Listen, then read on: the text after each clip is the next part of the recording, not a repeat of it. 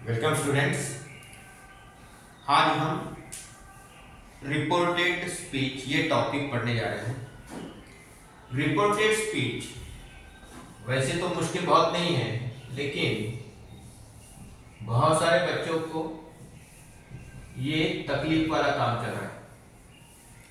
ऐसा इसलिए क्योंकि यहाँ टेंस का प्रॉपर इस्तेमाल करना जरूरी हो जाता है और बहुत सारे बच्चों में टेंस का प्रॉब्लम है, प्रॉपर टेंस यूज नहीं कर पाते। चलो, रिपोर्टेड स्पीच का मतलब सबको पता है, जब हम डायरेक्ट सेंटेंसेस को इनडायरेक्ट में कन्वर्ट करते हैं। दूसरे तरीके से ये बोलते हैं कि हम जो एक्चुअल सेंटेंस होते हैं उसको नरेट करते हैं। अब नरेट करने वाला जो पर्सन होता है, not first person, may be first person और सेकेंड पर्सन, तो यहां पे कुछ रूल्स को फॉलो करना पड़ेगा। तो रूल्स क्या है? तो रूल फर्स्ट ये होता है tense rule.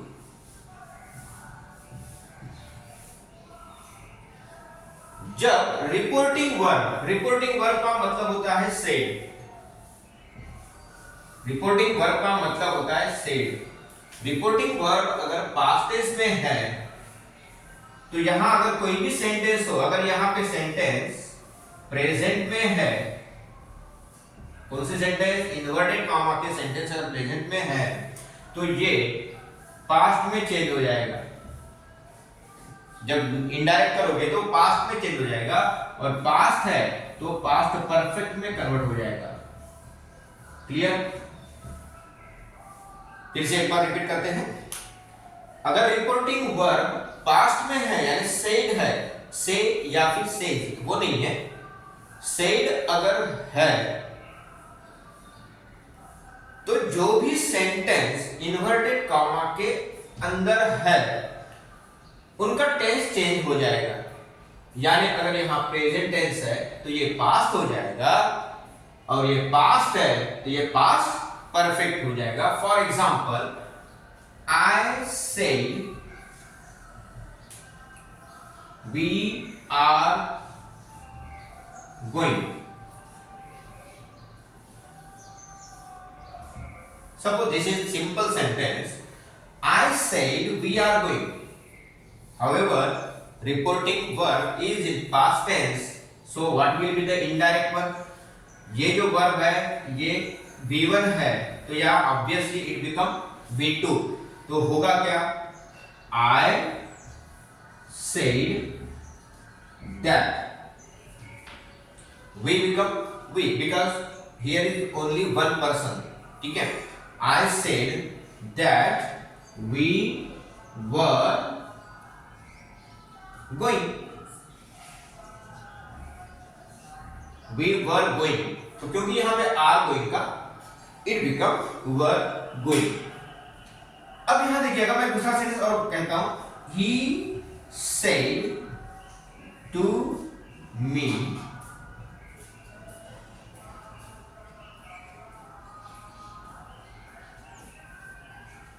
my father remembered you.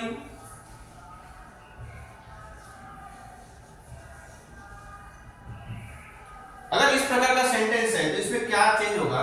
ध्यान दीजिए, जहां पे सेड है यानी V2 है, but there are two person, me and he. Okay, so यहां चेंज हो जाएगा, he told me। अब यहां इन्वर्टेड कॉमा रिमूव हो जाएगा और यहां होगा क्या? अब my is said to he, तो his father। Now this remembered is in V2 form। अब हमने कहा है अगर पास्ट में है तो पास्ट परफेक्ट हो जाएगा, इसका मतलब V2 become V3। तो V2 है तो इसका क्या हो जाएगा? फिर देखिए, had remembered। You become, यहां सेकेंड पर्सन है तो यहां remembered, his father had remembered me। Okay, so this is the conversion. ध्यान रखना, V1 V2 V3, जिसमें अगर हम बोलेंगे सपोज टेक है तो यहाँ पे हो गया टुक और यहाँ पे हो गया हैड टेकन। सपोज इज है तो इज का क्या हो जाएगा वाज, या फिर आर भी है तो वाज वर हो जाएगा और ये क्या हो जाएगा had been. Okay, so this rule is sufficient for statement. जब कोई स्टेटमेंट होता है, सिंपल स्टेटमेंट होता है, उसके लिए ये रूल फॉलो होगा। Now we will come towards the second type, that is the interrogative sentence.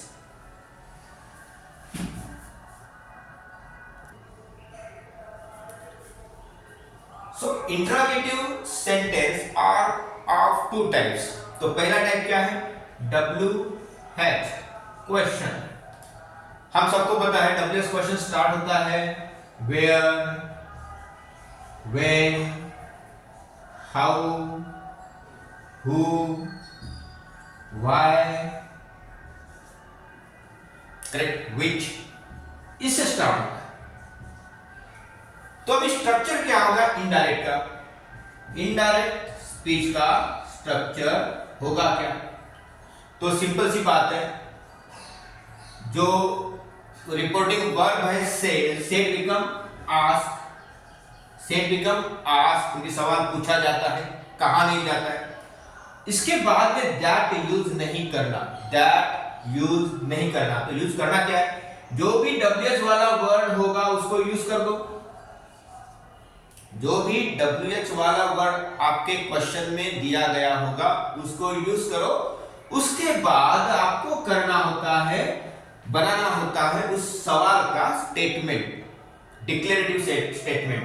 तो वो करते वक्त आपको पहले यूज करना पड़ेगा सब्जेक्ट। यानी अगर आपको स्टेटमेंट बनाना है तो स्टेटमेंट कैसे बनेगा, सब्जेक्ट प्लस वर्ब, ये सीक्वेंस आना चाहिए, ना कि वर्ब और सब्जेक्ट। तो सब्जेक्ट प्लस वर्ब ऐसा, तो सब्जेक्ट के बाद में फिर वर्ब आना चाहिए, तो वो बन जाएगा statement.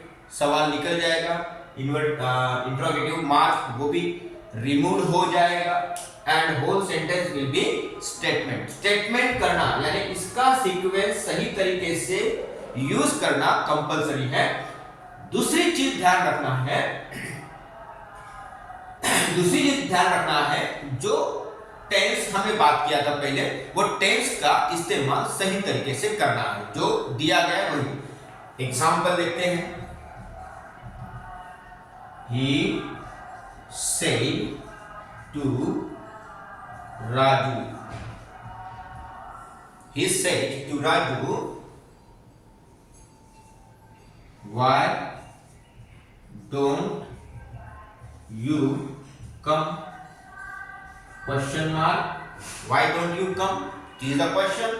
So what will be the narration or reporting?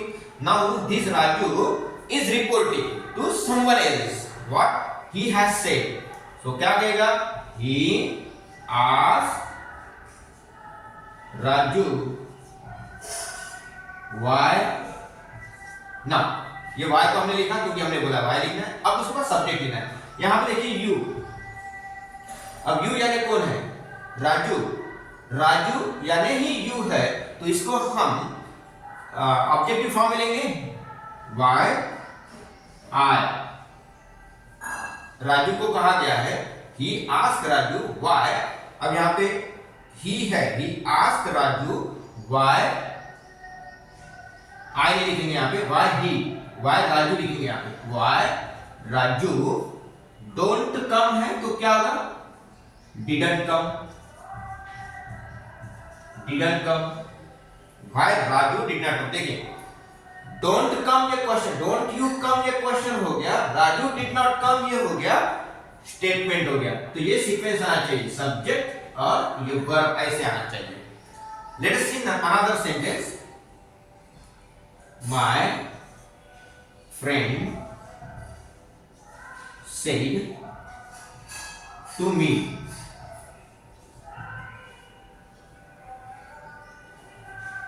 why were you not there why were you not there. अब यहाँ पे देखिए ये जो सेंटेंस है पास्ट टेंस में है क्योंकि वर्ब लिखा हुआ है, तो इसका क्या होगा, यहां हम लिखेंगे आस्क, जो भी है वो आस्क मी व्हाई। अब मी यानी मुझे कहा गया है करके यहाँ पे सब्जेक्ट हो जाएगा आई, मी बिकम, यहां ध्यान देना आपने, ये किसको कहा गया है उसके आधार पे ये यूज करना है। सो व्हाई आई, वर्ब का हो जाएगा had been, why I had not been, hadn't been भी ले सकते हैं या फिर had not been there, why I hadn't been there। अब यहां ध्यान रखना है कि वर्ब जो है, जैसे कि हमने कहा है कि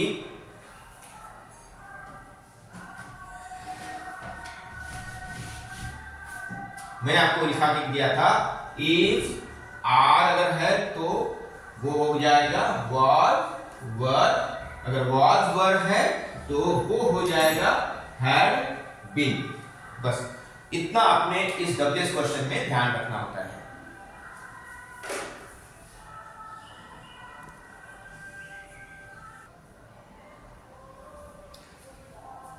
now third type of sentence जो डायरेक्ट को इनडायरेक्ट करना होता है वो होता है इंट्रोगेटिव, लेकिन वो होता है वर्बल फॉर्म, वर्बल क्वेश्चंस भी कह सकते हो। तो होता क्या है वर्बल क्वेश्चन में, जहां पे क्वेश्चंस पूछे जाते हैं डू से या फिर इज, ओके, या फिर पास्ट टेंस में डिड भी यूज कर सकते, हैव, हैज, विल, कैन, इससे पूछा जाएगा क्वेश्चन।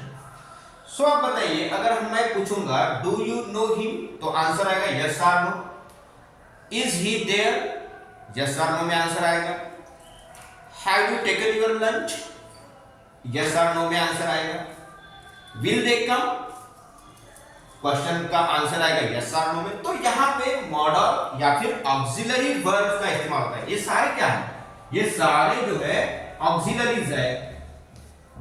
इसका जब इस्तेमाल होता है तो आंसर क्रिएट होता है यस और नो में। जब आंसर यस और नो में क्रिएट होता है तो कभी भी ध्यान रखना है आपने कंजंक्शन यूज करना है, यूज कंजंक्शन। कौन सा कंजंक्शन यूज करना है, इफ या फिर वेदर, इफ या फिर वेदर कंजंक्शन, दैट यूज नहीं करना है। WH में हमने कोई कंजंक्शन यूज नहीं किया, WH में हमने सिर्फ WH वर्ड को इस्तेमाल किया है। लेकिन यहाँ पे यूज करना क्या है, या तो इफ यूज करो या फिर वेदर, दोनों में से कोई भी यूज करो, मार्क्स नहीं कटेंगे। अब ये जब यूज करेंगे आप तो रूल्स क्या होना चाहिए, स्ट्रक्चर होना क्या चाहिए। जैसे मैंने आपको बताया जो टेंस रूल है सबके लिए सेम है, वहां कोई चेंज नहीं होगा, सिर्फ इंपरेटिव सेंटेंस में फर्क पड़ता है, लेकिन यहां पे फर्क नहीं पड़ेगा। तो क्या होगा फिर स्ट्रक्चर, आस्क तो होगा ही, उसके बाद क्या यूज करेंगे, इफ यूज करेंगे, प्लस बाद में सब्जेक्ट लिखेंगे, फिर वर्ब लिखेंगे।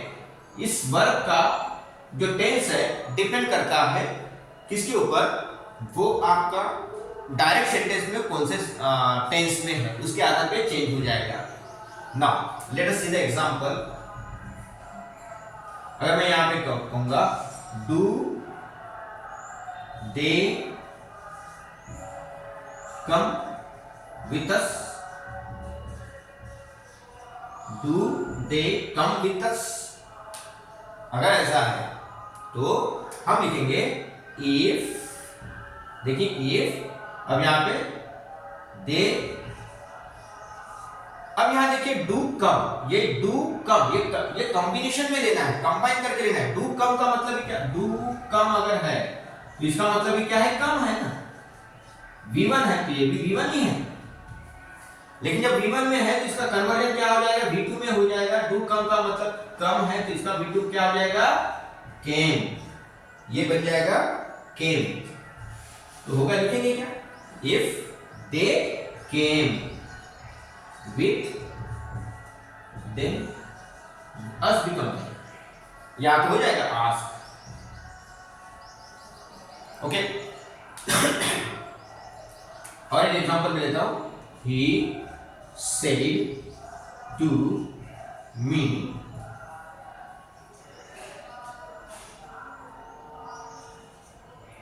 वर